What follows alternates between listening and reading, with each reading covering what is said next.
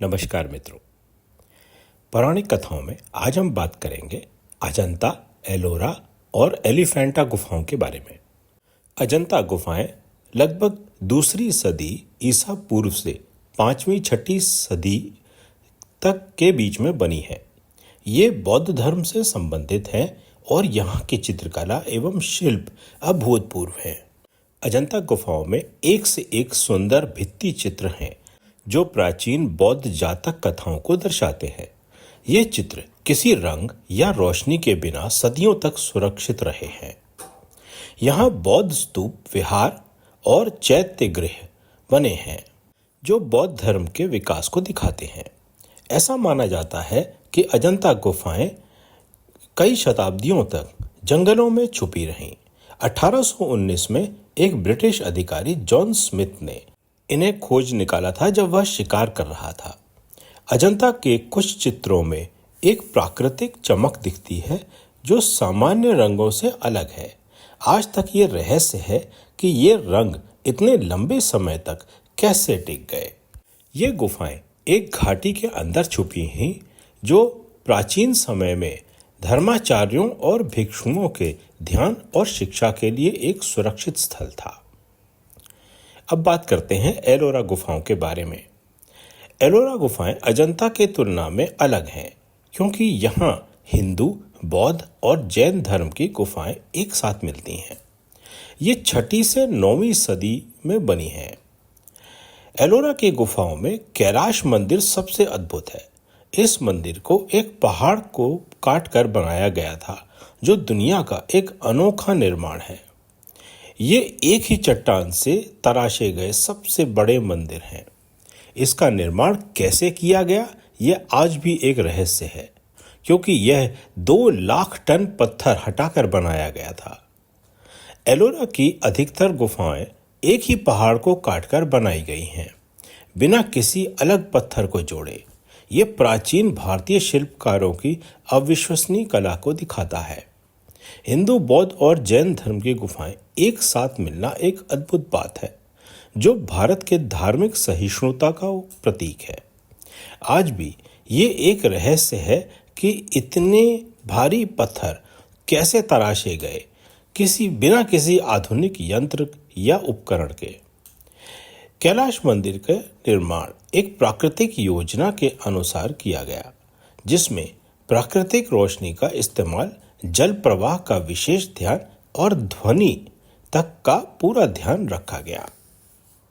मित्रों, अजंता और एलोरा के बारे में तो बहुत सारे लोगों ने सुना है। अब हम बात करते हैं एलिफेंटा गुफाओं के रहस्य के बारे में। एलिफेंटा गुफाएं भारत के महाराष्ट्र राज्य में मुंबई के नजदीक स्थित हैं। ये गुफाएं प्राचीन भारतीय कला, वास्तुकला और धर्म का एक अद्भुत उदाहरण है। एलिफेंटा गुफाएं मुख्य रूप से हिंदू धर्म के भगवान शिव को समर्पित हैं और इनमें कई विशाल मूर्तियां और भित्ति चित्र मौजूद हैं। एलिफेंटा गुफाएं जिस द्वीप पर स्थित है वह मुंबई से लगभग 11 किलोमीटर दूर है।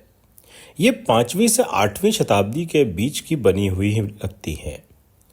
यहाँ पर मुख्य आकर्षण त्रिमूर्ति शिव, योगी शिव, अर्धनारीश्वर और नटराज की मूर्तियां हैं।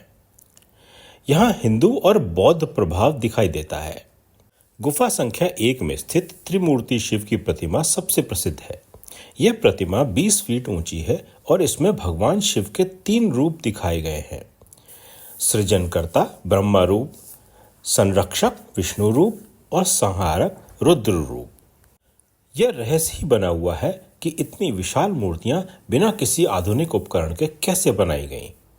एलिफेंटा गुफाएं एक ही पहाड़ को काटकर बनाई गईं, जो वास्तुकला का अद्भुत नमूना है।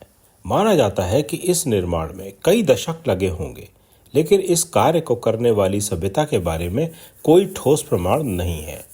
सवाल यह भी उठता है कि प्राचीन भारतीय शिल्पकारों ने इतनी सटीक नक्काशी कैसे की जब उनके पास कोई आधुनिक औजार नहीं थे।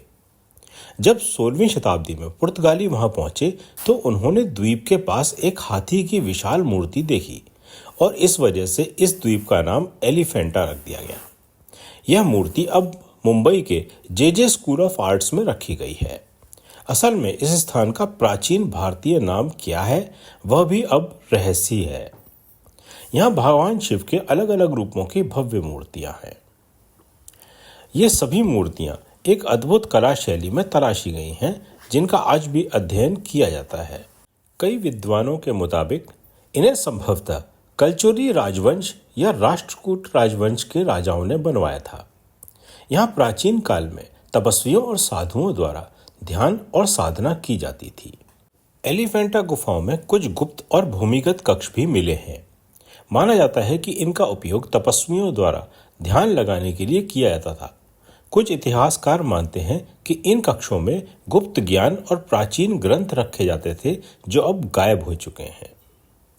एलिफेंटा गुफाएं यूनेस्को विश्व धरोहर में शामिल की जा चुकी हैं। यह स्थान आज भी हिंदू धर्म के अनुयायियों के लिए पवित्र माना जाता है।